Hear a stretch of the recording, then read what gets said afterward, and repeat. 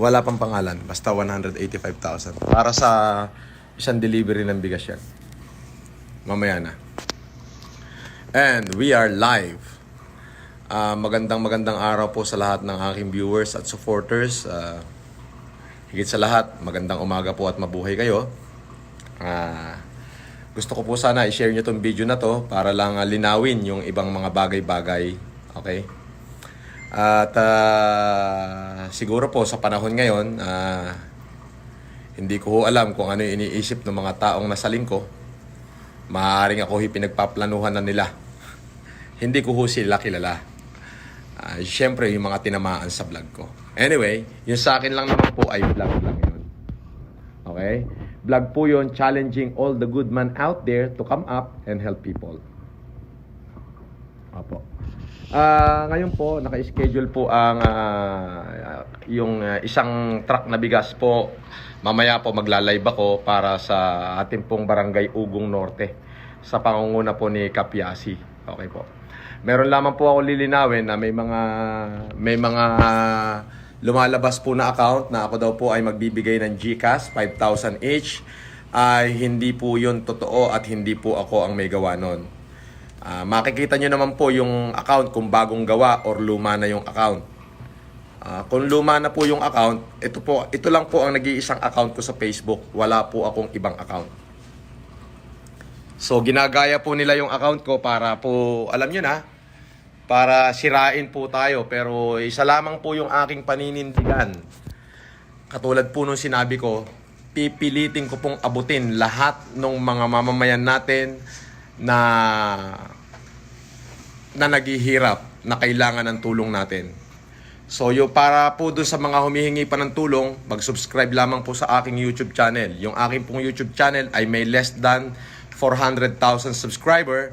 So kung makikita nyo po, may mga gumagaya na po ng account ko para po sila ay, alam nyo na, kung ano man yung kanilang intention or so what. Kung ano po, hindi ko po alam kung ano yung intention nila. Regarding po dyan sa kay Norman Mangusin and Francis Marcos, lilinawin ko po, Norman Mangusin and Francis Marcos are the same person. But hindi po ako ang may gawa nun. Yung akin pong ina. Kung ano po yung pangalan ko, nanay ko po ang nagpangalan. Hindi ko po pwedeng sisihin yung nanay ko. Buhay ko po, utang ko po sa kanya. Pero both names po ay wala pong ginawang kriminalidad. Opo.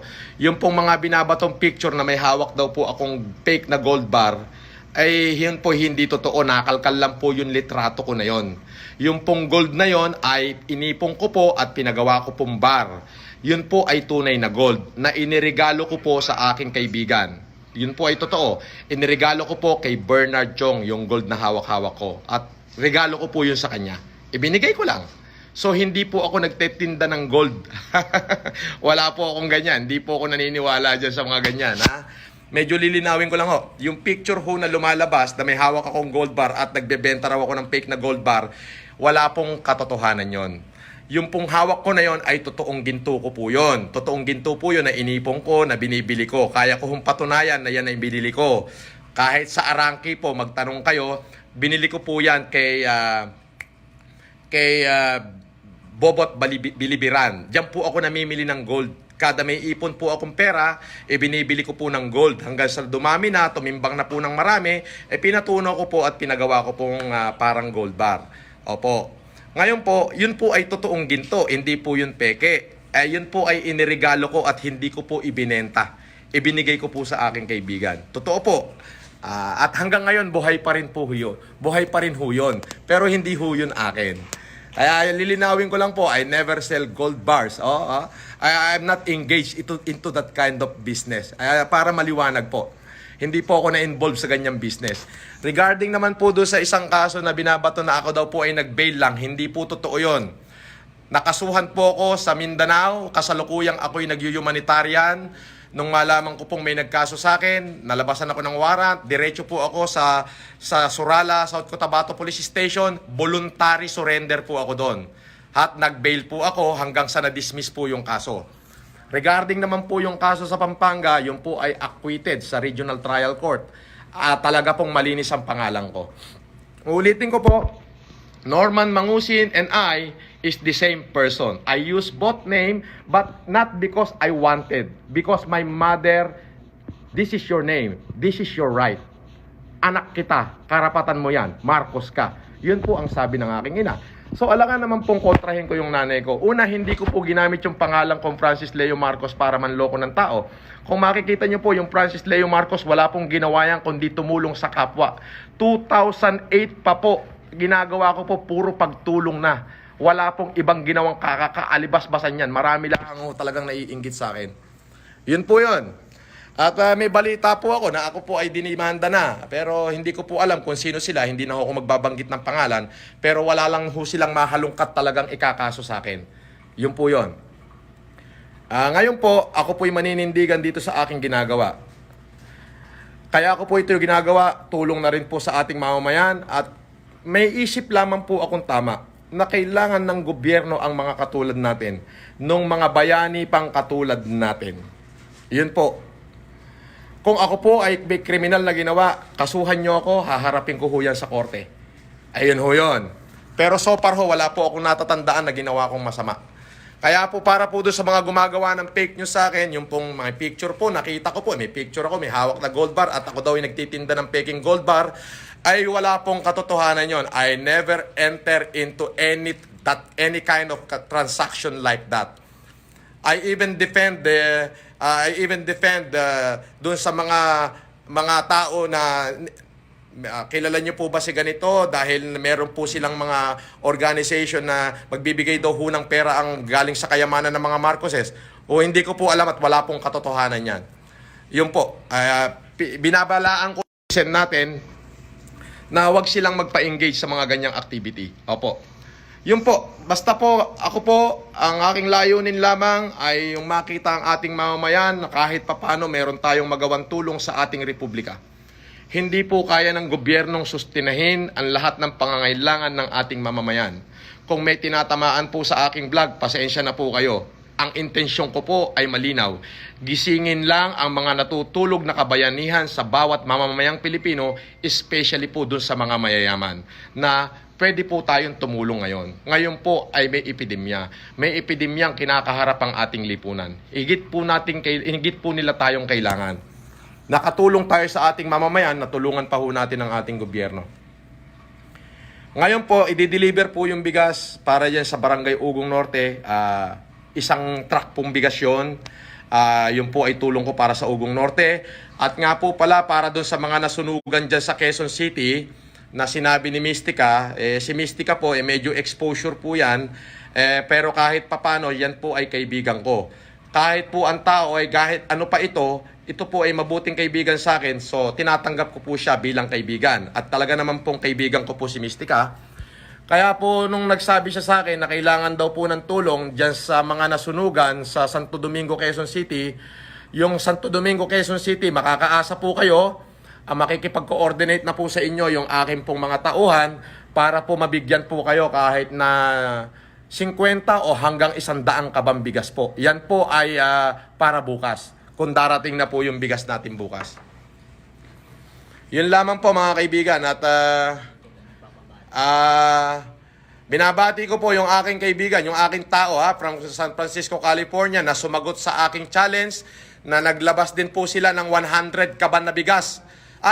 Hindi pala, 1,500 sacks na bigas. Naglabas po sila para dyan po sa Cagayan de Oro City. Mabuhay ka, Jay Tulon. Kung sino man yung uncle mo na naglabas ng 1,500 na kaban ng bigas para dyan sa Cagayan de Oro City, mabuhay po kayo. Maraming salamat po at sinagot nyo po ang aking challenge. Yun po. Uulitin ko po para dun po sa mga gumagawa ng account na ako daw ay fake gold bars, ay hindi po totoo yon. Yung gold bar ko po, totoong ginto po yon. At hanggang ngayon, pwede ko pang kausapin yung taong pinagbigyan ko na pwede niyang ilabas at ipasuri. Yun po ay tunay na ginto. Hindi po ako nagbebenta ng ginto. Nagbibigay po ako sa mga taong mahal ko. Yun po yon. So yun po, inipon ko po dahil po sa kabutihan loob ng aking kaibigan, wala ho akong maibigay sa kanya, kaya binigyan ko po siya nung pinakamahalagang bagay na yon sa akin. Yun po ay tunay. Hindi po ako na-engage sa kahit anong selling ng mga ginto-ginto na yan. Wala pong katotohanan yan. Now, uulitin ko po, kung ano po ako ngayon, hindi ko po ito kasalanan. Hindi po ako pwedeng mamili ng pangalan eh.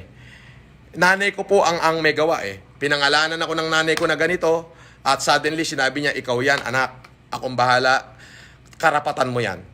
So yun po, hindi po ako pwedeng mamili. Hindi po ako yung nagsabing ito yung gusto kong pangalan. Wala ho eh. Nanay ko po eh, pwede ho ba akong mamili? Inako ho yun. Dito na ho ko sa pangalan ko na to nakasuhan, na na-acquit ako. Dito ho yung TIN number ko, dito ho yung lahat ng identity ko. Ano hong gagawin ko sa sarili ko? Di ho ba?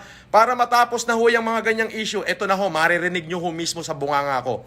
Pero kahit sino pa man ako at kahit ako pa man daw si Lucifer, susundin daw po ako ng tao dahil sa ginagawa ko. Hindi po ganon, mga kababayan. Ang sa akin po, gusto ko pong makatulong. Hindi po ako namumulitika at wala akong pakialam sa politika. Ang dahilan lamang po, siguro Marcos ako, dahil yun po ang binigay sa akin ng aking ina, wala naman ho akong magagawa, yun na ho yun.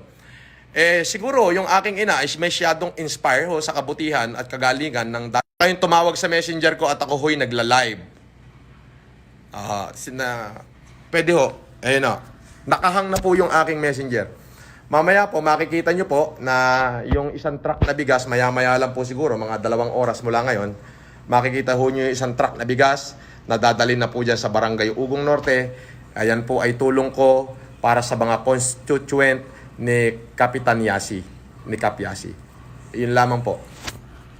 Asahan nyo po, ako po ay tutulong sa abot ng aking makakaya. Yung pong mga request nyo, paki-message lang po yung aking YouTube channel. Kung ano man po yung kikitain ng YouTube channel na yan, ipamimigay ko rin po sa mga taong bayan. Makakaasa po kayo na tuloy-tuloy po yung aking pagtulong. Kung matatapos na po itong COVID, ako po ay titigil na. Hindi na rin po ako magbablog sapagkat babalik na po ako sa aking hanap buhay. Ako po ay may mga konting negosyo, meron po akong furniture shop, meron po akong plaisdaan, may mga lupain po ako sa norte na tinatamnan. Actually po, nakapagbenta po ako last year nung 2 years ago ng lupa sa norte na almost 50 hectares po. Yun po yun. Nagbayad naman po ako ng capital gain tax at kumpleto po yung mga pinagbabayaran ko. Yung pong mga pera na yun po ay nasa akin, yun po ay ipinamimigay ko ngayon. Yun po yung aking sinasabi, I'm willing to sacrifice things that I have in the sake of Filipino, which is inspired by my mother. And my mother are aspired and inspired by the good things and the good deeds of the former president and the former first lady. Yun lamang po. Wala po akong ano rito. Wala po ako ini-endorse na kahit na sino. Wala rin po ako pamumulitik ang ginagawa dito. Ayun po. At yun po, abangan nyo na lamang po yung aking susunod na challenge. Pakishare po itong video na to, pakishare po yung live ko, pakishare po yung vlog ko. At please, hindi ko po alam kung ito po'y mawawala na naman. Just follow me on my YouTube channel. Message nyo po ako ron. Nire-review po ng aking secretary, ng aking mga kasama, na sila Yam, yung inyong mga request. At katulad po, kahapon, dun po sa aking YouTube channel, ay nakita ko nga po na may mga taga Santo Domingo daw po na higit na nangangailangan ng tulong, yung pong mga nasunugan daw po dyan. Sige po, Santo Domingo, 100 kaban, ikinukumit ko sa'yo. Santo Domingo, 100 kaban, bukas, pwede nyo na pong kunin. At coordinate na lamang po doon sa tao na yung aking pong administrator. Opo, yung mga facilitator po. Yan po. Ulitin ko po, ako po ay masaya na at sabi ko nga po, sa sobrang dami ng batikos at paninira, ipipin down po nila ako, pero kayo po ang nagbibigay sa akin ng kalakasan. Masyado po akong na-overwhelm sa milyong-milyong Pilipinong nagmamahal sa akin, pati na rin po doon sa mga taong nagising ko yung kanilang damdamin na sila'y tumulong din at mga nagsipose po na tumanggap sa challenge ko. Maraming salamat po. Kung malalampasan po natin nung epidemyang ito, ako po'y magmamano sa inyong lahat. At kung sakali pong matapos yung epidemyang ito, ay pwede nyo na hong sabihin sa aking ina kung bakit Francis Leo Marcos ang ipinangalan niya sa akin. Kung sino po ako, nanay ko po ang may gawa. Hindi ko po yung kasalanan at hindi ko po yung ginusto. Sa totoo lang po, hindi ko po ginusto. Pero yun po ang ibinigay ng aking ina sa akin. Ano hong gagawin ko? Alangan naman hong Magalit ako sa nanay ko, buhay ko nga ho, ibinigay niya. Di po ba? Siguro masyado lang hong magaling yung dating Pangulong Marcos. Masyado rin magaling yung dating First Lady. Kaya naman yung aking ina, hindi na malaman kung ano yung gagawin. Para lang ako, ninorish niya ako na gawin lahat to. Di po ba?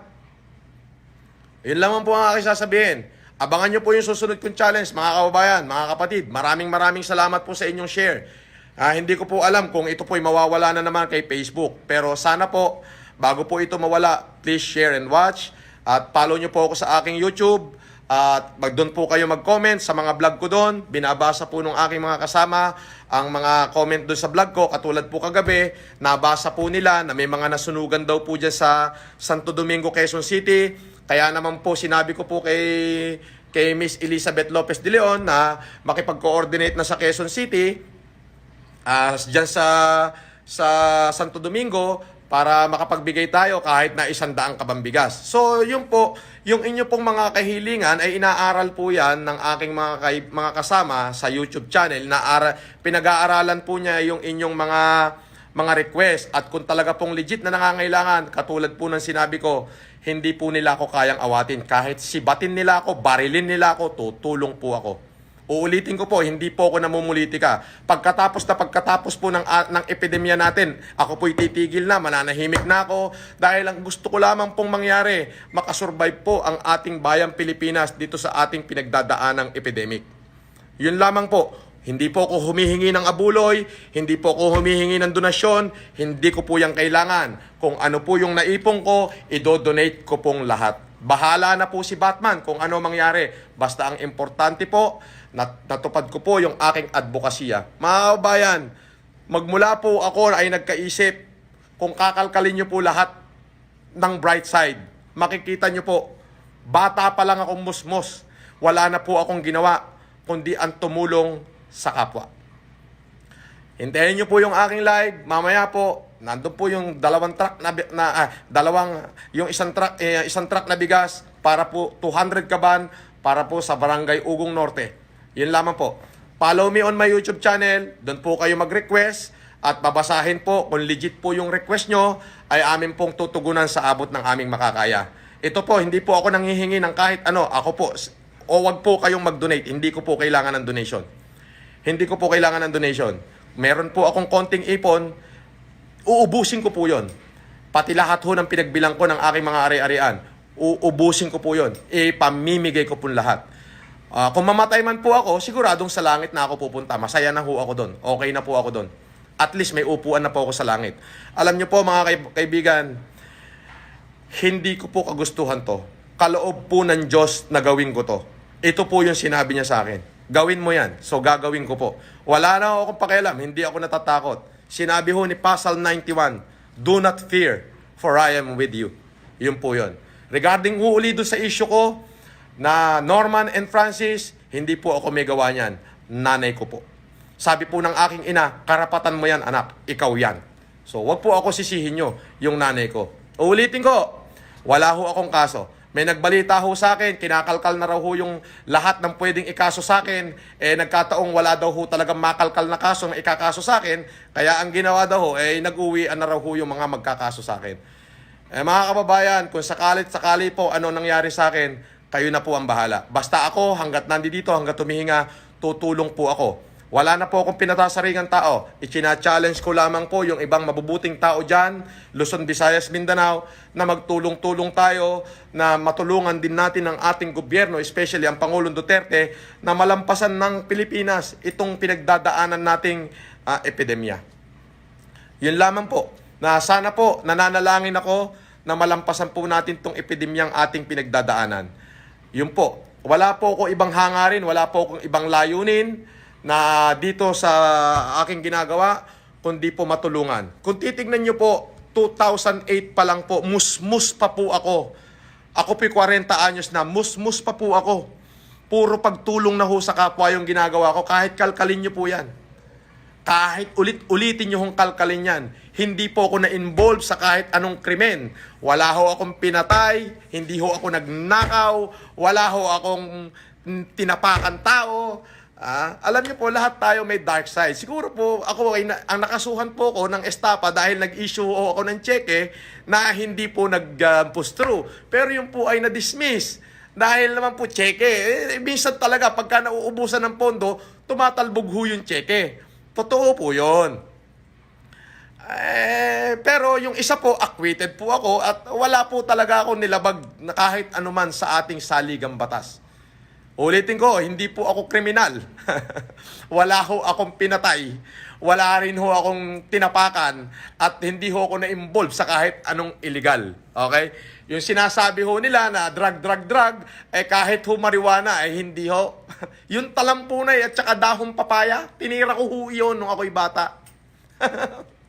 Yun po yung totoo. So mga kababayan, ito po yung masasabi ko sa lahat po ng humihingi ng tulong.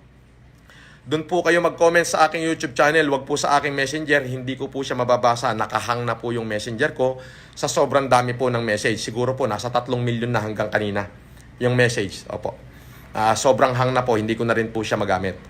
Opo. So yun po, panawagan ko po uli, doon po sa mga sumagot sa aking challenge, nasa taga Cavite, taga Cagayan de Oro City, taga Nueva Ecija, taga Batangas, kung saan-saan napakarami hong nagsisagot, pati doon sa isang radio announcer na si Kadani Oro. Maraming salamat po sa inyo, Kadani Oro, sa lahat po. Hindi ko na humabasa yung inyong mga pangalan dahil sobrang dami po nang sumagot sa aking challenge, which is, ang nagbebenepisyo is taong bayan. Ngayon po, hindi ko po alam, marami pong threat sa buhay ko at pinagpaplanuhan ho nila akong mabuti, no? Pero sabi nga po ng Psalm 91, do not fear, for I am with you. Malinis po ang puso ko, malinis po ang hangarin ko, kahit itanong nyo ho yan sa mga kaibigang nakakakilala sa akin at hindi. At ako'y nagbablog, parang pakiusap na lang at nai-interrupt po yung sinasabi ko. Okay, please. Yung gusto kong mag-message sa akin, doon na lamang po mag-message sa aking YouTube channel. Katulad po na sinabi ko kahapon, may nabasa po kami sa YouTube channel na message po is tulong daw po para sa mga nasunugan sa nasunugan sa Santo Domingo, Quezon City. So, yun po. De-review po namin, tinignan ng aking mga kasama na totoo po talagang kailangan ng Santo Domingo Church. Kung nakikinig ka, barangay kapitan ng Santo Domingo, kung sino ka man, hindi po kita kilala. At kahit hindi na po ako magpakilala sa inyo, wala pong problema. Makipag-coordinate po kayo sa aking secretary at sa aking administrator at sa aking facilitator. Or tatawagan po kayo, hahanapin po. At bukas po, makukuha nyo na po ang 100 kabang bigas para po dyan sa Barangay Santo Domingo. Yan po ay para doon sa mga taong nasunugan. Pasensya na po kayo, hindi pa ako makapag-donate ng ulam, bigas-bigas muna. Ika nga, pag may bigas, tapos tubig, nakainom na, ay makakasurvive po ang mamamayang Pilipino. Bago ko po tapusin yung aking sinasabi, muli, ini-encourage ko po ang lahat ng mga mabubuting tao. Sabi ko po, we are fighting evil today. And for the only thing that evil go triumph is for those good men to do nothing. Pakishare nyo po ito, pakikalat nyo po itong video na ito para po kahit papano malaman nyo po yung katotohanan. At nga pala po, yung pong mga account na ako po ay magbibigay ng GCash, hindi po totoo yan. Baka yan po ay paaasahin lamang po kayo. Hindi po ganun ang aking ugali. Hindi po ako nagpapaasa, mga kababayan. Kung sinabi ko po, hindi pa ako nangangako, ibibigay ko na ho ng diretso. Parang ito pong ginagawa ko, ito po ay hindi ko sinabi kahit minsan. Hindi ko po ito sinabi. Ang ginawa ko lang po, ako po ay umikot sa EDSA. Nung nakita ko marami tayong kababayan nung unang araw ng lockdown nang hindi nakakakain doon sa EDSA, ako po ay nagpaluto ng pagkain at pinamigay ko po. Ngayon po, nung marinig po namin sa aking YouTube channel at sa Facebook na marami pong kababayan na higit ng kailangan ng bigas, higit sa lahat bigas, kaya naman po ito, ginawa ko po lahat ng aking makakaya para makapag-outsource ng bigas at para maiparating po doon sa ating mga kabarangay, Luzon, Visayas, Mindanao na nangangailangan. Yun po. Ako po ay tutulong hanggat sa aking kahuli-hulihan patak ng aking palabigasan. Actually po, kagabi, naubusan din po ako ng bigas. Kaya nagpabili lang po ako ng cooked rice. sa Jollibee. Ayun po. At nga pala, para doon sa aking mga kapatiran sa Alpha Kaparo, mabuhay po kayo, lalo yung Council ng Laguna na talaga naman pong tumulong sa pangunguna ni Dennis Abaño. Okay po. Maraming salamat po. At dyan po sa San Jose, sa Pugadlawin, binabati ko si Casper Saranya. At meron na rin ho, total, nandito na ako, nagsasalita na ako, yung isang akro po, kung may kapatid po dyan na ang pangalan ay Papay, si Igme, si Papay Igme. Oh, ito lang ang masasabi ko sa iyo, Papay Igme, ha? Ito masasabi ko sa iyo, makinig ka, Papay Igme. Huwag mong gamitin ang kapatiran para sa sarili mong interes. Hindot ka. Ha, Igme? Huwag mong gamitin ang kapatiran para magkapera ka sa mga politikong dinadala mo. Huwag. Masakit sa akin yon. Kapatid ako. Ayun lang. Ha? O, Casper, mabuhay ka. Dennis Abaño, mabuhay ka. At sa lahat ng aming kapatiran, mabuhay po kayo. Maraming salamat po. Abangan nyo po yung susunod na live ko dahil yung truck po ng bigas na punong-puno ng bigas, iyahatid po yun sa Barangay Ugong Norte kung saan libu-libong mamamayan naman po natin ang makikinabang. Maraming salamat po. Paalam. At please, yung pong mga gumagawa ng account ko na magbibigay daw ng mga Gcash, paki-report and delete na lang po. Paki-report and block sapagkat yan po ay mga panirang puri. Yan po. Maraming salamat po sa patuloy niyong pagsuporta. Mahal ko po kayo. Hanggat humihinga po ako, tuloy-tuloy po itong aking gagawin. Maraming salamat po. Bato-bato sa langit, ang tamaan wag magalit.